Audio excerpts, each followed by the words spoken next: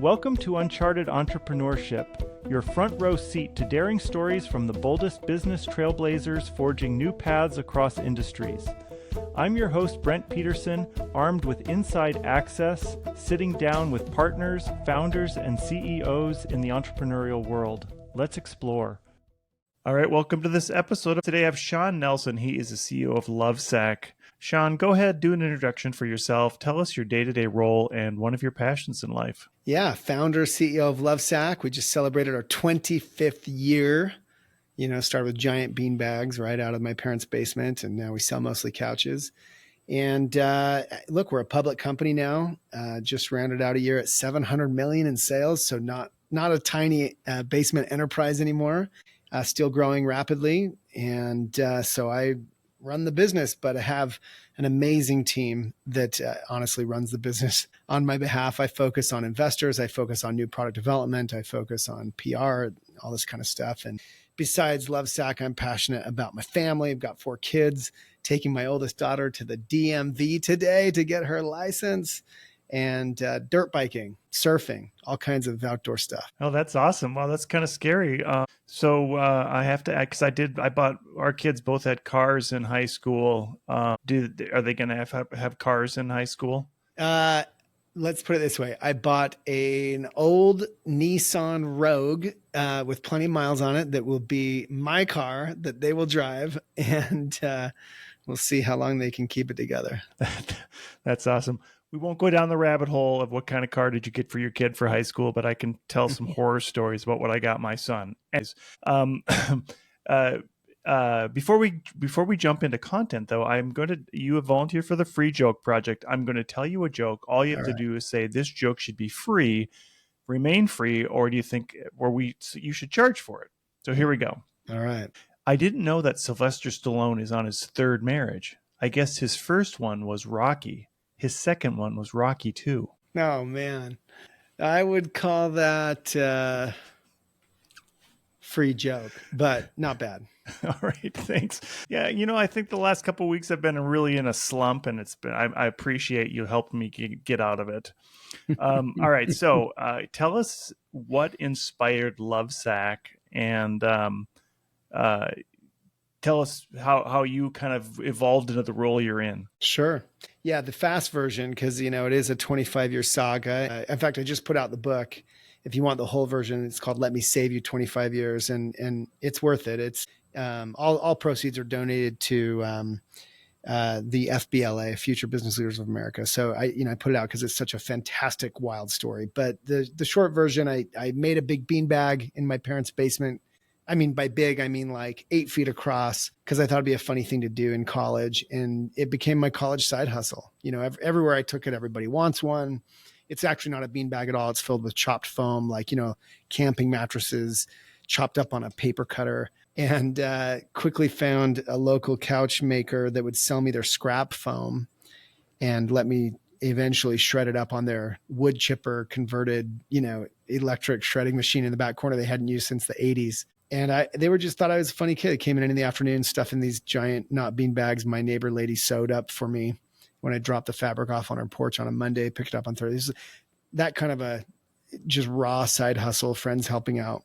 And that was 1995. I made the first one. 98, started the company, selling them to friends. 2001, opened our first Lovesac store at the Gateway Mall in downtown Salt Lake City, because none of the furniture stores would buy my stuff to resell it. They thought it was a stupid idea, stupid name. No one's going to pay $500, $1,000 for a beanbag.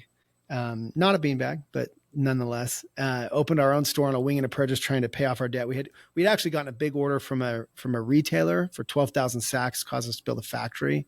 And when we completed that order, having broken even, didn't make any money, but broke even, had all this factory equipment, had to keep going, opened our own store. It worked. People wanted to franchise it, started franchising back in the day. 2002, 3, 4, 5, won Richard Branson's reality TV show on Fox Network, The Rebel Billionaire, won $1 million on TV, raised venture capital with that, bought back all the franchises, actually had to kind of start over, reorganize the company, long, just a full saga, every kind of up and down, the worst kinds of, full Chapter 11 reorg is what my venture capitalist put me through. rose out of our ashes with a dozen stores left. Grew it through 2010s, 2014, 15 saw. We had invented this couch. Okay. So in the corner of our first stores, we had a couch in the corner to look pretty, like with the sacks. And people would come in, flop down on a sack and ask about the couch. So God, if only we could shrink a couch down like we shrink these giant, not beanbags down. We suck all the air out of these sacks. It made them shippable. If only we could do that, we could internet couches. Sure enough, we invented the Sactionals, kind of the internet's answer for shippable couches, patented all that. Still struggled trying to figure out how to out Pottery Barn out of 800 square feet across the hallway in the mall. And in 2015 saw Casper and saw Warby Parker and the whole direct to consumer movement and realized, holy crap, we've got the product for that movement, that model. Retooled all of our stores, actually got rid of 80% of our SKUs, like rugs, bowls, lamps, baskets, decorative accessories, all the stuff we were doing to be more like a furniture store. We got rid of, focused just on the couches, went into advertising, TV, digital, all of it. And from that point on, probably grew the company at a 40% CAGR for almost a decade. COVID turned out to be a huge tailwind to the home category. We didn't see that. We had to close at the time. 80% of our revenues came through our stores. We at that point had over 100 locations, had to close them all. Had to close 80% of our revenue. It all shifted to web. Who knew? Ripped on the web. Got to keep all of our store managers working remotely. We survived COVID. We thrived through it. And here we are post-COVID now with much slower growth. The whole category is in the toilet. Interest rates high. Housing market down.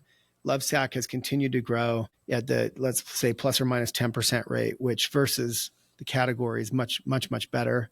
But slow growth for us, nonetheless, has taken us all the way to 700 million now, having gone public in 2018 on NASDAQ at 100 million. So 7x'd it just since then. Really proud of that. And Lovesac's just continued to grow and thrive. And I think we can continue to grow. We're innovating into new product categories. Can't really talk about, but we're always putting new stuff out there on Sactionals, but more stuff coming as well. And here we are today, but a little, public company trying to get back to our $1 billion valuation we enjoyed for a minute during COVID. That's awesome. I'm pretty sure that I bought a Lovesac. I had a Magento agency back in before COVID, and I'm pretty sure we had the beanbag version of it, just because that was all the rage in your office. Everybody, you put out these beanbags and stuff, and totally, yeah. So I bet you did, yeah. I mean, Minnesota is where you were, right? And that's like one of our first locations, Minnetonka, actually. Oh, really? Ridgedale, probably. Yeah. Yeah. That's awesome. So I know that you're designing everything for life. Tell us about that philosophy of making products for life. And does that sort of go counterintuitive to the way products seem to work? Like there's a life cycle and people buying new stuff all the time. Yeah. Look, I mean, I am an outspoken critic of the modern economy. I think we've all been conned into buying the next round of jeans that have to be loose and baggy again, like the 90s, because like all your jeans are now too tight. These trends, these imaginary color trends, fabric trends, style trends, they are concocted by a machine that I think we've just grown up with and gotten numb to. They're not real. They're not like gravity. They're not some universal, law of physics. And they're thrust upon us. So we'll get rid of the old and get the new. And look, I mean, I'm not going to argue with America's or the modern world's economy. At the same time, I do believe, as a believer, that people should buy better stuff so they can buy less stuff. And that's, I'm not anti-capitalist, but I am inefficiency. I think that Apple's a good example, right? Like we're all conned into buying the same device essentially every year. And it's not necessary. It could be designed differently. So we call that designed for life. What happened is our couch solution has turned out to be wildly popular. It's probably the best selling couch in the United States of America by the numbers. Just because there's a bazillion couches and lots of firms, but we as we watched on social media, people love our stuff and they post pictures of their family dogs, pets, pizza night, curled up, and they behave differently on our couches versus our competitors, because our competitors would be very precious. And bear in mind, our stuff's expensive. Lovesac stuff is not cheap. We compete with, the higher end and middle end firms for business, but our stuff lasts forever. Like, actually, my Sactionals that I sit on every day are older than all my kids. Some of them are 16, 17 years old now. Some of my pieces, you can wash them, they're probably on their 10th set of covers, because I can. It's fun. So we get into trends, and we're producing systems that you can trade those in and resell them, and all kinds of things that happens on Facebook Marketplace now. And that whole observation led us to this design philosophy, Design for Life. You can build things to last a lifetime, and they can be designed to evolve even as your life changes. So you can have new covers, new styles, etc. But still the core product can persist for a very long time. And that is our design ethos. And I'm very public about it. It's our stated purpose now as a company, is to inspire people to buy better stuff, so they can buy less stuff. Of course, we want to produce some of the better stuff, but we also want to inspire organizations to think this way. And I think it's just better for the world. And there's plenty of other economic activity to be had. AI, travel with your family, go experience the world, but please, buy fewer couches, says the guy who makes couches, right? And so I realize it may be controversial in some ways, but it's absolutely what we believe. It's how we design, and I think it's going to lead us to all kinds of new product innovation ideas that aren't being developed out there. Yeah, I think we have pets, and our previous dogs would not let on the couch for some of the reasons you're talking about, especially for a dog that may shed a lot. Having the ability to swap out or recover them easily is so important. Tell us a little bit about what was the thinking behind that, and how you came up with it. Well, one thing led to another, and I think it's a really valuable lesson for, it's so trendy these days to have a purpose and a mission. And I think that's great. But look, I just started a business as a side hustle, making these giant beanbags because it was a funny thing to do. And then it became survival, trying to pay off my, student loans, credit card debt, whatever, factory investments. But that led us to this. Like I said, we had a couch in the corner of the stores. We were selling these giant beanbags whose covers came off because it made sense. They're 8 feet across, and you're going to be stuck with this thing that lasts forever. So let's make the cover zip off. Now you can change it. And not only that, it was good business because I could stock one, but I have 20 covers on the shelf. I've got 20 for you to choose from, but my inventory is low. It was just a really good business model. And we kind of, one piece at a time, developed out the business, developed out the model, invented the couches in the image of that business that I just described for the giant, not bean bags, the foam bag sacks. And those couches, became popular, and then observed why. And that led us to this philosophy, right? So it wasn't the egg before the chicken. It was the chicken, the couches before the egg, Designed for Life. And my point being, if you're willing to put in the time and follow your instincts as an entrepreneur, it can lead you to places that are good, as long as you're paying attention. So, you talk about your dogs. Now, today, I think that's tragic. Like, you should be able to just hang out with your dogs and enjoy your life and not be stressed out. And whether you knew it or not, this inanimate object in your life that you probably paid a lot for, your couch, had been oppressing you and oppressing the way that you live. And I believe that Design for Life products can free people from that oppression that they probably never really thought about. And I believe most objects in our life could be designed for life, or more designed for life. So look, this is the Lovesac business model now, and we get mistaken for a beanbag company or even a couch company, but we're not. We are a Design for Life product company. If I have, and basically I view it as like kind of my life's mission now. But I didn't begin as a purpose-driven entrepreneur. I began as a kid trying to survive. And so I think that's useful in the sense that I think there's a lot of pressure on entrepreneurs to find your purpose and state your purpose. And I think as good as that is, and I advocate it, I think you can also take your time and evolve into it if you're open and you're paying attention and you're in search of it. And by the way, if you can align your strategy and your product and therefore, the way you face consumers, et cetera, to this purpose, I think it can be very, very productive, not just an exercise in culture or something. I do want to ask you about one of your products, and I want to say that I feel like I was ahead of the game. About 20 years ago, I put in these little thumpers that are inside we have a theater, so I put these little thumpers inside my Cool. couches, but you have something called StealthTech, Uh-huh. which is for your couches, which makes it even cooler. Yeah. Can I ask you about that? That sounds super Yeah. fun. Well, it's a good example of what I described. Like, we just kept iterating and paying attention to our customers and paying attention to the opportunity. And it was really my wife who we were moved into a home with like a great room, and there was nowhere for me to put like surround sound speakers. I maybe cut holes in the ceiling, but even then the acoustics in ceiling speakers aren't good. I mean, they're far away. You're in a rectangular room, etc. Where's the obvious place? Well, it's and I make couches. So we began the pursuit of a design that would allow us to put front speakers, rear speakers, subwoofer, all of it inside the couch, under the foam, under the fabric, under the removable cover, and project sound with no quality loss. And that was tough. And here we are, this beanbag company innovating into hi-fi.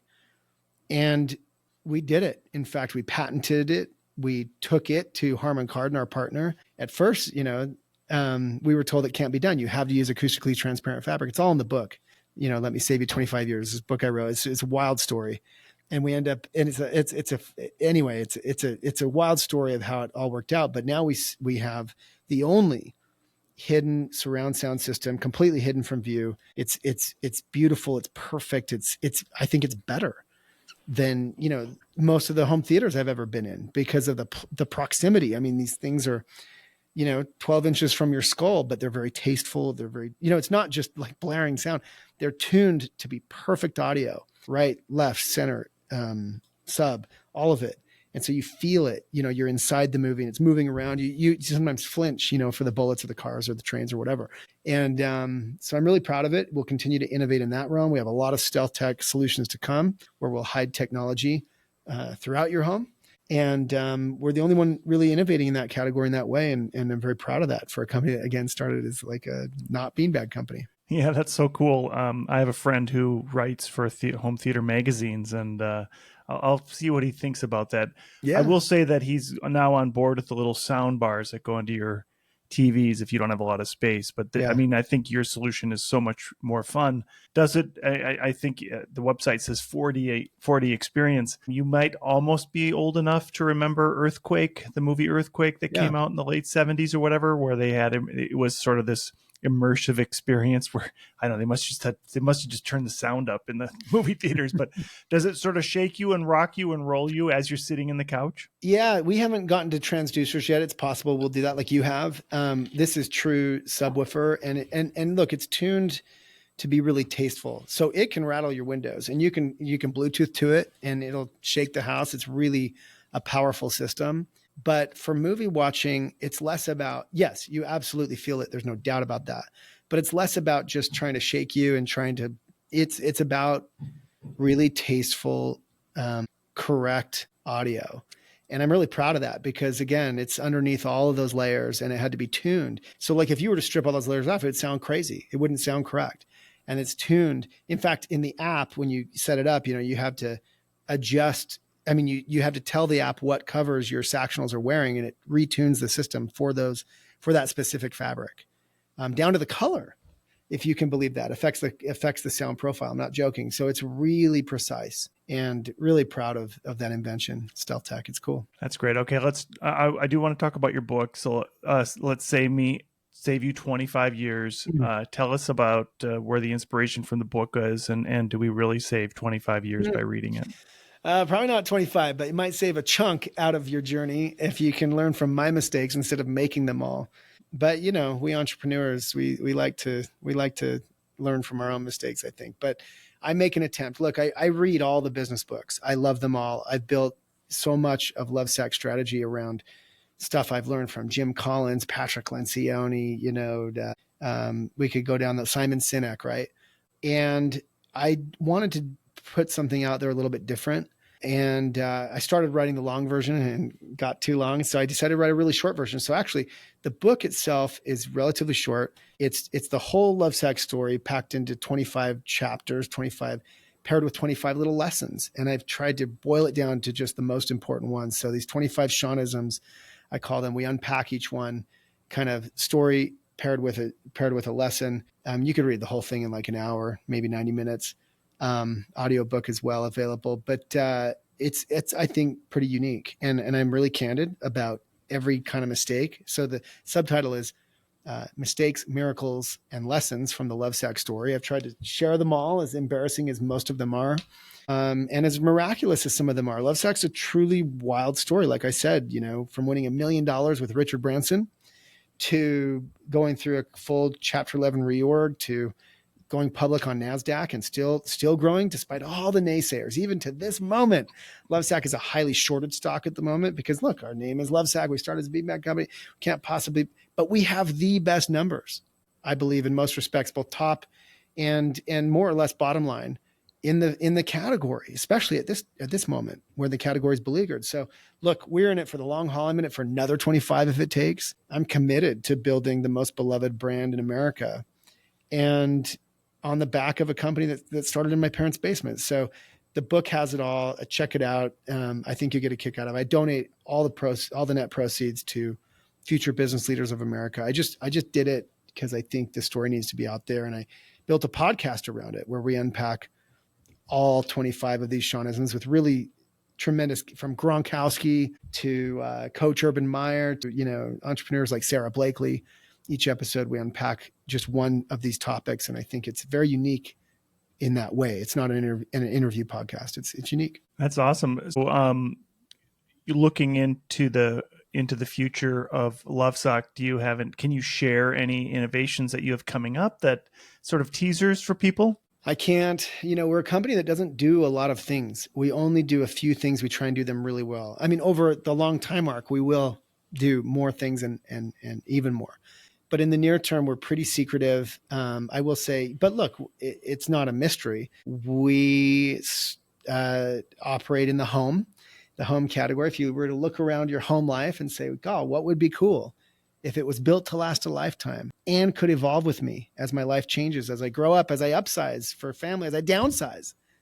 Our products will do all of that, and we will eventually do it all.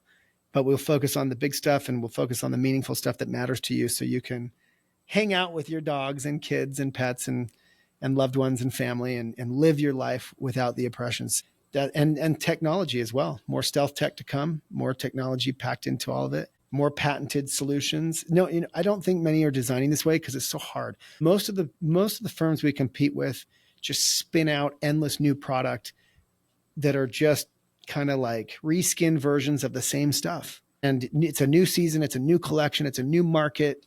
We just don't do any of that. We have the covers that will allow you to change your styles a little bit and things like that. But even then, you can trade those in back to us in the future. We're developing those systems. So that is an area of innovation I'll be transparent about. We see it happening on Facebook Marketplace where Sactionals owners are buying and selling and trading. We love it, but we want to facilitate it even more.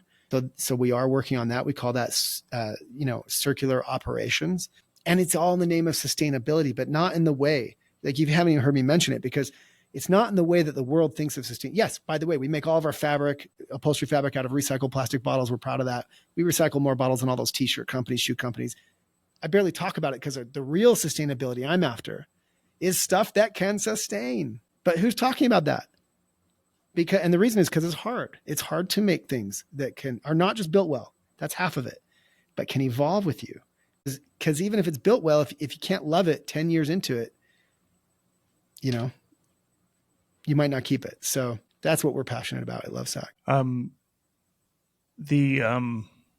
I just had somebody on from Recreate, Will Griffin, I think his name is, and he talked about this same thing where sustainability is at the forefront of what they're doing, and they're specializing in marketplaces for other brands to resell used products. So I think I heard you say earlier that you're working on something like that other than just Facebook. Tell us a little bit about that. Yeah. I mean, like I said, we call it circular operations. We make products that can last a very, very long time. We want people to, as they upgrade, for instance, with StealthTech right now, you can add StealthTech to the Sactionals you bought 15 years ago. I mean, that's pretty cool. You can't do that with your iPhone.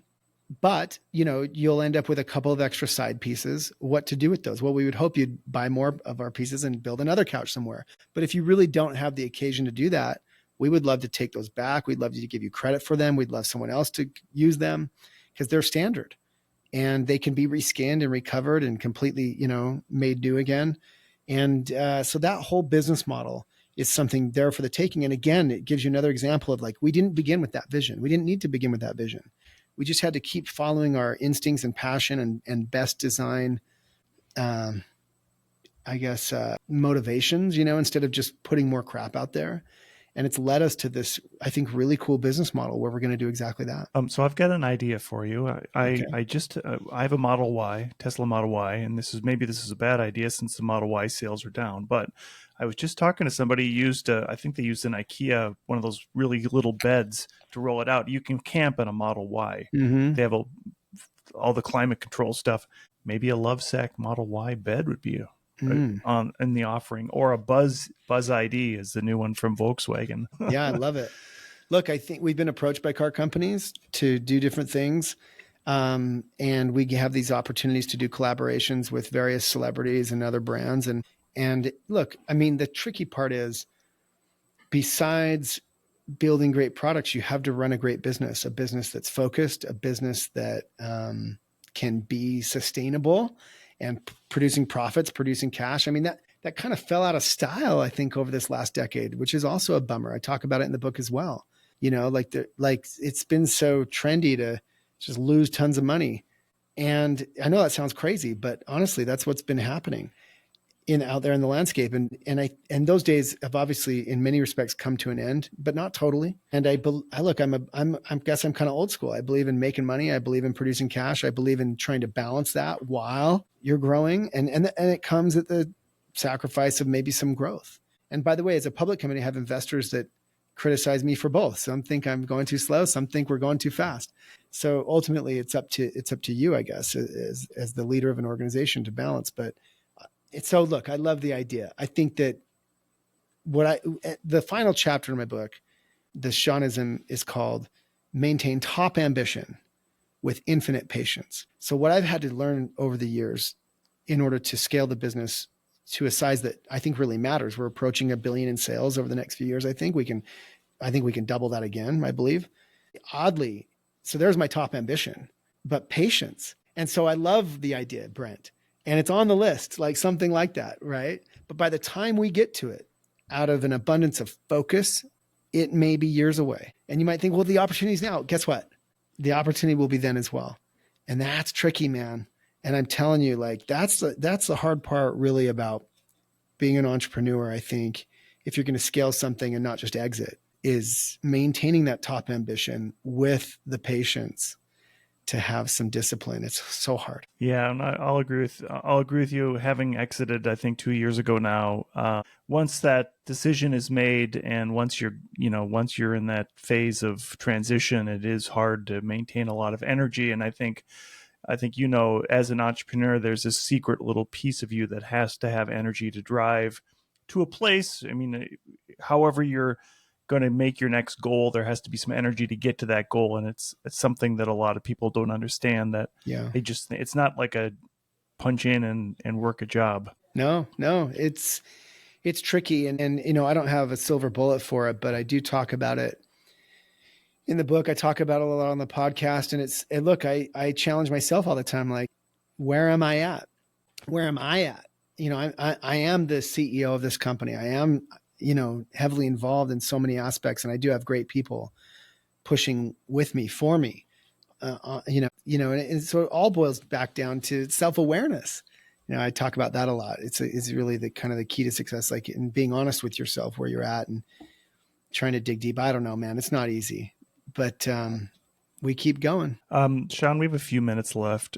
As we close out the podcast, I give everybody a chance to do a shameless plug about anything you'd like. What would you like to plug today? Yeah, I mean, I would love you to, anyone listening, to check out my podcast. I think that I'm really proud of the content we're putting out. It's different.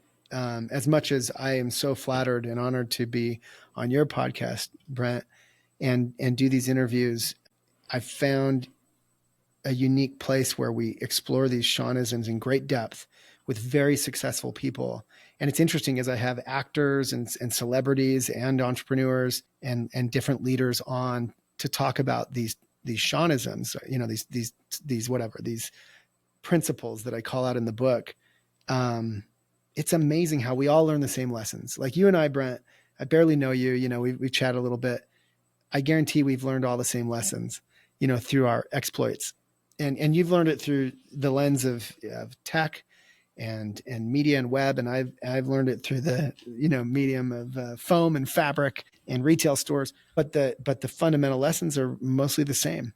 And if you can learn from others' mistakes, and that's hard to do, like somehow we like to make them ourselves. But I'm telling you, man, I so wish, what a blessing. Like when I was bootstrapping, I don't think that word existed. I mean, really, that's how old I am, right? Like in the late 90s, I don't think anyone was using that word. I think that evolved in the mid 2000s, really. And so we didn't even know what we were doing when we were doing it. We raised venture capital at a time. Now I look back, there were hardly any venture capital firms for businesses like ours at that time. I didn't realize how avant-garde it was. And even then, we messed it up. And I talk about how we messed it up and why we messed it up and share that. So anyway, it's all in the book. It's all in the pod. Let me save you 25 years. It's a good look, and I appreciate the opportunity. Yeah, it's awesome. I will make sure I put the links in the show notes, and I encourage people to, where could they buy your book? Yeah, Amazon, Lovesac, anywhere books are sold, and obviously Lovesac stores, lovesac.com. But I don't care where you buy it. All those net proceeds are donated, and I'm really, really proud to get it out there. That's great. Shawn Nelson, the CEO and founder of Lovesac. Thank you so much for being here today. Thanks for having me. Uncharted Entrepreneurship is a production of Content Basis, LLC. Copyright 2023. You can find more award-winning content at contentbasis.io.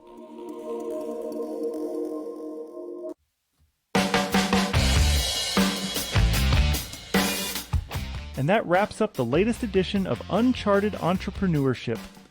Bold tales from entrepreneurial trailblazers.